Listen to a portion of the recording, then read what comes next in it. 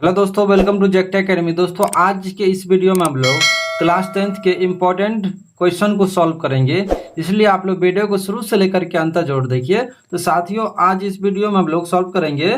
Question है, अभाज्य गुणनखंडन विधि द्वारा निम्नलिखित पूर्णांकों के एचसीएफ और एलसीएम ज्ञात कीजिए। ठीक है, ये जो यहाँ पर 3 सवाल दिया हुआ है, इनका हमें एचसीएफ और एलसीएम निकालना है अभाज्य गुणनखंड विधि द्वारा। चलिए सबसे पहले पहला क्वेश्चन ले लेते हैं। 26 और 91 का में एचसीएफ और एलसीएम ज्ञात करने के लिए सबसे पहले क्या करना पड़ेगा? 26 91 का अभाज्य गुणनखंड करना पड़ेगा। चलिए इसका अभाज्य गुणनखंड कर लेते हैं। तो 26 में 2 से भाग लगाएंगे तो ये हो जाएगा 13 दूना 26। ठीक है, अब तो इसमें भाग नहीं लगेगा। ठीक है, तो उसके बाद फिर यहाँ पे देखिए 91 का अभाज्य गुणनखंड कर लेते हैं।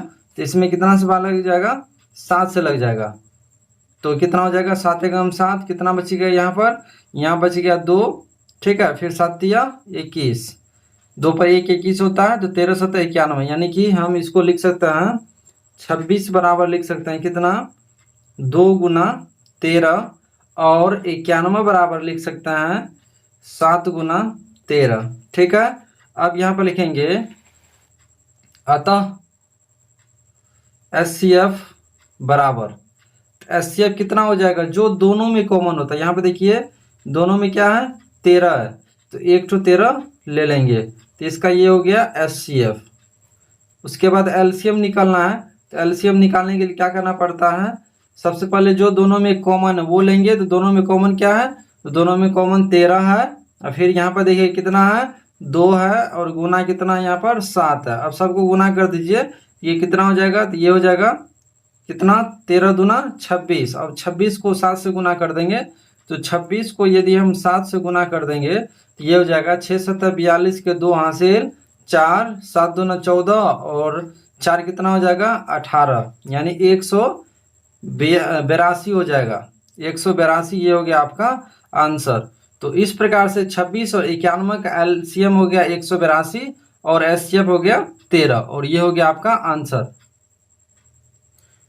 तो दोस्तों, अब हम 12, 15 और 21 का अभाज्य गुणनखंड विधि द्वारा एचसीएफ और एलसीएम निकालेंगे। तो इसके लिए सबसे पहले आपको 12 और 15 और 21 का अभाज्य गुणनखंड करना पड़ेगा।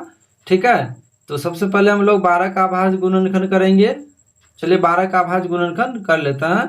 तो 12 का अभाज्य गुणनखंड कुछ इस प्रकार से होगा। इसमें 2 से भाग लगा देंगे, 2 छक्के 12, फिर इसमें भाग लग जाएगा 2 से, 2 तिया 6। अब भाग नहीं लगेगा तो हम इसको लिख सकते हैं 12 को 2 गुना 3। ठीक है, फिर 15 का अभाज्य गुणनखंड इस प्रकार से होगा। इसमें कितना से? 2 से भाग नहीं लगेगा, तो इसमें 3 से भाग लगाएंगे, 3 पंचा 15। फिर इसको लिख सकते हैं 15 को 3 गुना 5 लिख सकते हैं। उसके बाद 21 का अभाज्य गुणनखंड कर लेता है। तो 21 में 3 से भाग लग जाएगा, 3 7 21, यानी यहाँ पर लिख देंगे 3 गुना 7।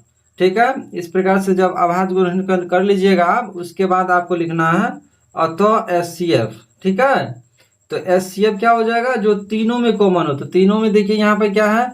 इसमें यहाँ पर 3 है, और इसमें भी 3 है, और इसमें भी 3 है।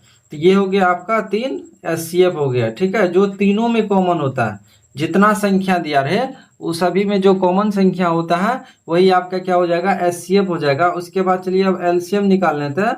एलसीएम का क्या है? एलसीएम जो है जो तीनों में हो। ठीक है, सबसे पहले वो लिखेंगे। तो तीनों में देखिए यहाँ पर कितना है? 3 है। तीनों संख्या में 3 कॉमन है। फिर सभी संख्या को आप क्या करेंगे? गुना कर दें। जो बाद बाकी बच गया है उन सभी संख्याओं को आपस में गुना कर देंगे, और वो हो जाएगा आपका एलसीएफ। तो यहाँ पर देखिए 2 लिखेंगे, 3 गुना 2 गुना, फिर यहाँ पर 2 गुना, फिर 5 गुना 7। आप सभी को गुना कर दीजिए, ये हो जाएगा 3 दूना 6, 6 दूना 12, 12 पंच 60, और 60 6 7 42, 420, और ये हो गया एलसीएम। तो इस प्रकार से 12, 15 और 21 का एचसीएफ 3 हो गया, और एलसीएम कितना? 420 हो गया। तो चलिए दोस्तों, अब तीसरा नंबर सवाल को सॉल्व कर लेते हैं। तो सवाल है 8, 9 और 25 का एचसीएफ और एलसीएम ज्ञात कीजिए अभाज्य गुणनखंड विधि द्वारा। तो सबसे पहले 8 का अभाज्य गुणनखंड कर लेंगे। तो ये हो जाएगा आपको 2 गुना 2 गुना 2, 2 दूना 4 दूना 8, और 9 का हो जाएगा 3 गुना 3, ठीक है। और 25 का हो जाएगा 5 गुना 5, ठीक है। अब यहाँ पर लिखेंगे अतः एस सी एफ तीनों में देखिए क्या कॉमन है, तो तीनों में यहाँ पे देखिए कुछ नहीं कॉमन है, लेकिन आप लोग यहाँ पर ध्यान दीजिए सभी में तो एक होगा कि नहीं होगा, बिल्कुल होगा। तो यहाँ पर देखिए तीनों में क्या आ रहा है, एक आ रहा है कॉमन, तो यहाँ पर एस सी एफ क्या हो जाएगा, एक हो जाएगा, एस सी एफ इसका एक हो जाएगा। अब एलसीएम क्या हो जाएगा, तो एलसीएम सभी को गुना कर देंगे, ठीक है। तो यहाँ पर हो जाएगा 2 गुना 2 गुना 2 गुना 2 गुना, सॉरी यहाँ पर 3 होगा, ये वाला 3, फिर यहाँ पर 3 गुना 5 गुना 5। अब सबको गुना करके यहाँ पर लिख दीजिए, ये हो जाएगा 2 दूना 4, 4 दूना 8, 8 तिया 24, 24 तिया 72।